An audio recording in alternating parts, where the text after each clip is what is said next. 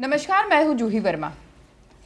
मध्य प्रदेश में जो उपचुनाव हुए उसमें छप्पर फाड़ के वोटिंग हुई है। वोटिंग इस कदर हुई है कि जो शुरुआती दौर में आकलन कर रहे थे इलेक्शन एनालिस्ट, सब हैरान थे कि कोरोना काल में जब ये उम्मीद की जा रही थी कि वोटर बमुश्किल घर से निकलेगा, तो शुरुआती दौर में ही इतना वोटर कैसे निकला। हालात ये थे कि पहला आधा हिस्सा दिन का गुजरा, यानी लंच टाइम तक 40% पार कर चुका था और कुछ सीटों पर तो यह आंकड़ा 50% तक पहुंच चुका था। बहुत सारी सीटें ऐसी हैं जहां पर 80% से ज्यादा वोटिंग हुई उपचुनावों में, और टोटल जो आंकड़ा पहुंचा वो था 69.68%। यानी मध्य प्रदेश की जो 28 सीटों पर उपचुनाव हुए उसका मत प्रतिशत हम देखें तो वो 68.68% रहा। अब हम अगर ये बात करें कि ये किस तरीके से हम इसे कंपैरिजन में ला सकते हैं, तो 2018 का हम चुनाव देखते हैं।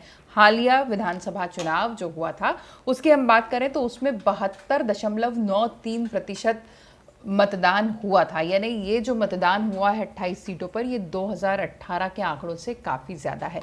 जैसे ही ये आंकड़े आए, कांग्रेस बीजेपी अपने अपने दावे करने लगी। कांग्रेस का दावा है कि जीत हमारी होने वाली है क्योंकि मतदान काफ़ी ज़्यादा हुआ है, और जब भी मतदान होता है ये माना जाता है कि जो सत्ता पक्ष है उसके खिलाफ मतदान हो रहा है।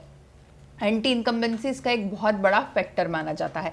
तो अब जो मतदान ज़्यादा हुआ है, तो कांग्रेस का दावा, पुराने जो चुनाव विश्लेषण होते रहे हैं इससे पहले जो जितना चुनाव का परंपरा चली आ रही है, जैसे फैक्टर्स दिखाई देते हैं, उसमें ज़्यादा मतदान हमेशा दूसरे दल की जीत की ओर इशारा करता है। इस नाते कांग्रेस को अपनी जीत पर पूरा भरोसा है।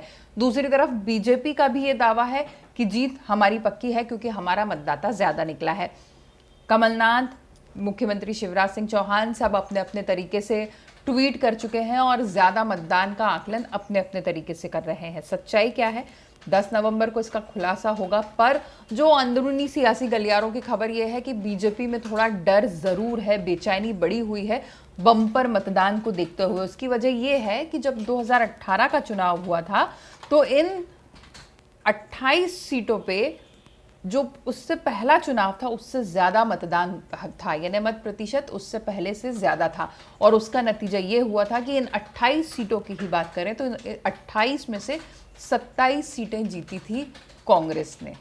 तो ये बहुत बड़ा एक बीजेपी के लिए आकलन करने वाला इशू है कि इस बार भी मतदान ज़्यादा हुआ है, तो क्या मतदाता फिर से कांग्रेस के फेवर में निकला है? क्या जो बीजेपी का दल, जो कांग्रेस का दल बदल का नारा था, गद्दार का नारा था, जयचंद का नारा था, वो इतना ज़्यादा इफेक्टिव हुए इन विधानसभा सीटों पर कि फिर से ये सीटें जो है वो कांग्रेस की ही झोली में जा सकती हैं? वैसे कांग्रेस की सीटें भी हैं, इनमें से कुछ पारंपरिक, तो हो सकता है वहाँ पर भी नुकसान उठाना पड़े बीजेपी को। तो अब देखना ये है कि ये बम्पर वोटिंग जो है वो बीजेपी की बेचैनी फिलहाल बढ़ा रही है। अब 10 नवंबर क्या खबर लेकर आती है दोनों ही दलों के लिए। नमस्कार।